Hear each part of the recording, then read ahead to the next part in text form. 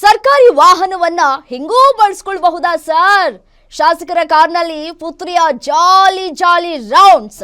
ಹೇಳೋಕಷ್ಟೇ ಸರ್ಕಾರಿ car, use ಆಗೋದೆಲ್ಲ ಖಾಸಗಿಗೆ.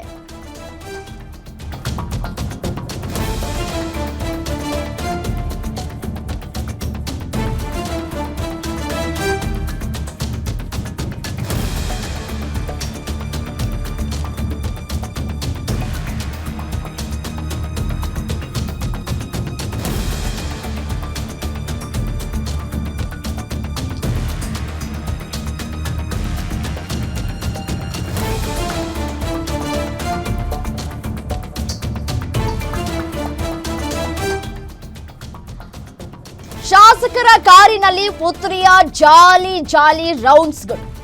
ಹೇಳೋಕಷ್ಟೇ ಸರ್ಕಾರಿ car, use ಆಗೋದೆಲ್ಲ ಖಾಸಗಿಗೆ ಮಾತ್ರ. ಶಾಸಕರ ಸರ್ಕಾರಿ ವಾಹನದಲ್ಲಿ ಪುತ್ರಿಯ ಅಂದಾ ದರ್ಬಾರ್. ಕಾಗವಾಡ ಶಾಸಕ ರಾಜು ಕಾಗೆ ಕಾರು ಎಲ್ಲಂದ್ರಲ್ಲಿ ರೌಂಡ್ಸ್ ಆಗ್ತಾ ಇರುತ್ತೆ. ರಾಜು ಕಾಗೆ ಪುತ್ರಿ ತೃಪ್ತಿ ಕಾಗೆಯಿಂದ ಸರ್ಕಾರಿ ವಾಹನವನ್ನ ದುರ್ಬಳಕೆಯನ್ನ ಮಾಡ್ಕೊಳ್ಳಾಗ್ತಾ ಇದೆ.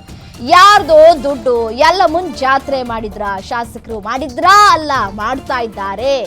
ನಾವು ಟ್ಯಾಕ್ಸ್ ಕಟ್ತಾ ಇದ್ದೀವಿ, ಇವರು ಬೇಕಾಬಿಟ್ಟಿಯಾಗಿ ಸರ್ಕಾರದ ವಾಹನವನ್ನ ತಮ್ಮ ಸ್ವಂತ ಬಳಕೆಗೆ ಅಂತ ಹೇಳಿ ಬಳಕೆ ಮಾಡ್ಕೊಳ್ತಾ ಇದ್ದಾರೆ.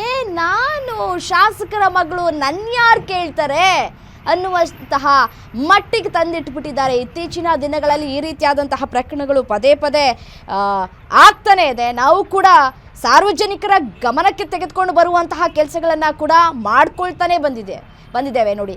ಈಗ ಕಾಗವಾಡ ಶಾಸಕ ರಾಜು ಕಾಗೆ ಅವರ ಪುತ್ರಿ ತೃಪ್ತಿ ಕಾಗೆಯಿಂದ ಸರ್ಕಾರಿ ವಾಹನವನ್ನ ದುರ್ಬಳಕೆ ಮಾಡ್ಕೊಳ್ಳಾಗ್ತಾ ಇದೆ. ಅವರೇನು ಸಚಿವರ, ಶಾಸಕರ ಓಡಾಟ ಮಾಡೋದಕ್ಕೆ? ಶಾಸಕರ ಪುತ್ರಿ ಅಂದ ಮಾತ್ರಕ್ಕೆ ಏನು ಬೇಕಾದರೂ ಮಾಡ್ಬೋದಾ? ಸರ್ಕಾರಿ ವಾಹನವನ್ನ ಈಗೂ ದುರ್ಬಳಕೆ ಮಾಡ್ಕೊಳ್ಬಹುದಾ? ಯಾರು ಅಧಿಕಾರ ಕೊಟ್ಟಿದ್ದು ಇವ್ರಿಗೆ? ನಾವಂತೂ ಅಧಿಕಾರ ಕೊಟ್ಟಿಲ್ಲಪ್ಪ. ಜನಸಾಮಾನ್ಯರಾಗಿ ನಾನು ಹೇಳ್ತಾ ಇದ್ದೀನಿ, ನಾವಂತೂ ಯಾರೂ ಅಧಿಕಾರ ಕೊಟ್ಟಿಲ್ಲ. ಸಂಬಳ ಕೊಡುತ್ತೆ ಸರ್ಕಾರ, ಶಾಸಕರು ಕೂಡ ಹೌದು, ಹಿರಿಯ ಶಾಸಕರು ಕೂಡ ಹೌದು. ಆದರೂ ಯಾಕೆ ಈ ರೀತಿಯಾಗಿ ವರ್ತಿಸ್ತಾ ಇದ್ದಾರೆ ಅಂತ ಹೇಳಿ. ಇದೇ ವಿಚಾರಕ್ಕೆ ಸಂಬಂಧಪಟ್ಟಂತೆ ಮತ್ತಷ್ಟು ಡೀಟೇಲ್ಸ್ ಕೊಡ್ತಾ ಹೋಗ್ತಾರೆ ನಮ್ಮ ಪ್ರತಿನಿಧಿ ದುರ್ದುಂಡಯ್ಯ ದೂರವಾಣಿ ಸಂಪರ್ಕದಲ್ಲಿದ್ದಾರೆ. ದುರ್ದುಂಡಯ್ಯ, ಶಾಸಕರಾಗಿದ್ದ ಮಟ್ಟಿಗೆ ಏನ್ ಬೇಕಾದ್ರೂ ಮಾಡ್ಬೋದಾ ಶಾಸಕರು ಅಂತ ಹೇಳಿ? ನೋಡಿ, ಸರ್ಕಾರದ ಬೊಕ್ಕಸಕ್ಕೆ ನಷ್ಟ ಕೂಡ ಆಗತ್ತೆ. ಸಾರ್ವಜನಿಕರ ತೆರಿಗೆ ಹಣದ ಇಲ್ಲಿ ದುರುಪಯೋಗ ಆಗ್ತಾ ಇದೆ ಅಂತ ಅನ್ನಿಸ್ತಾ ಇಲ್ವಾ? ಇದು ಶಾಸಕರಿಗೆ ಗೊತ್ತಿಲ್ವಾ? ಹೌದು ರಮ್ಯ, ಏನಂತಂದ್ರೆ ಶಾಸಕರಿಗೆ, ಸಚಿವರಿಗೆ ಓಡಾಡ್ಲಿ ಅಂತ ಹೇಳಿ ಸರ್ಕಾರದಿಂದ ಒಂದು ಕಾರ್ ಅಥವಾ ಅವ್ರ ವಾಹನಗಳು ನಿಗದಿಯಾಗಿರುತ್ತೆ.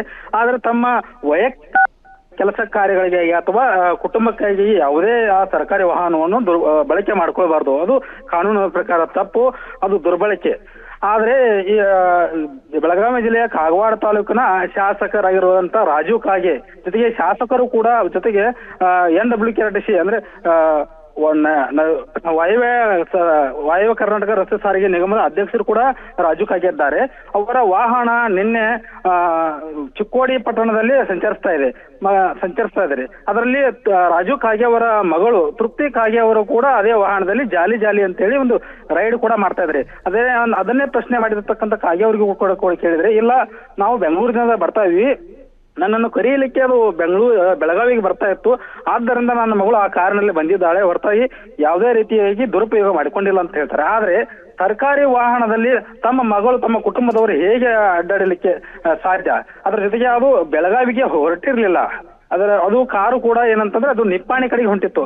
ಹಾಗಿದ್ರೆ ತಮ್ಮ ವೈಯಕ್ತಿಕ ಕುಟುಂಬದವರು ಹಾಗೂ ತಮ್ಮ ವೈಯಕ್ತಿಕ ಕೆಲಸಗಳಾಗಿ ಸರ್ಕಾರಿ ವಾಹನಗಳನ್ನು ಹೇಗೆ ಇವರು ಬಳಕೆ ಮಾಡ್ಕೊಂಡ್ರು ಎನ್ನುವಂತ ಒಂದು ಪ್ರಶ್ನೆ ಕೂಡ ಸಾರ್ವಜನಿಕರು ಮಾಡ್ತಾ ಇದ್ದಾರೆ ರಮ್ಯ.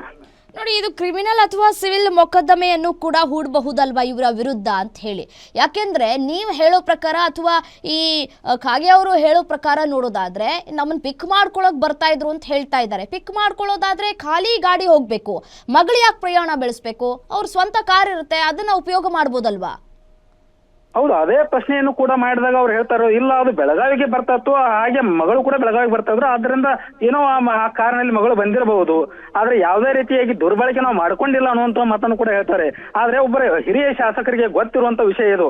ಆ ಸರ್ಕಾರಿ ವಾಹನದಲ್ಲಿ ನಮ್ಮ ಕುಟುಂಬದ ಸದಸ್ಯರಾಗ್ಲಿ ಅಥವಾ ವೈಯಕ್ತಿಕವಾಗ್ಲಿ ಇದನ್ನು ಬಳಕೆ ಮಾಡ್ಕೊಳ್ಬಾರದು ಅಂತ ಒಂದು ಅವ್ರಿಗೆ ಒಂದು ಗೊತ್ತಿದ್ದೇ ಇರುತ್ತೆ.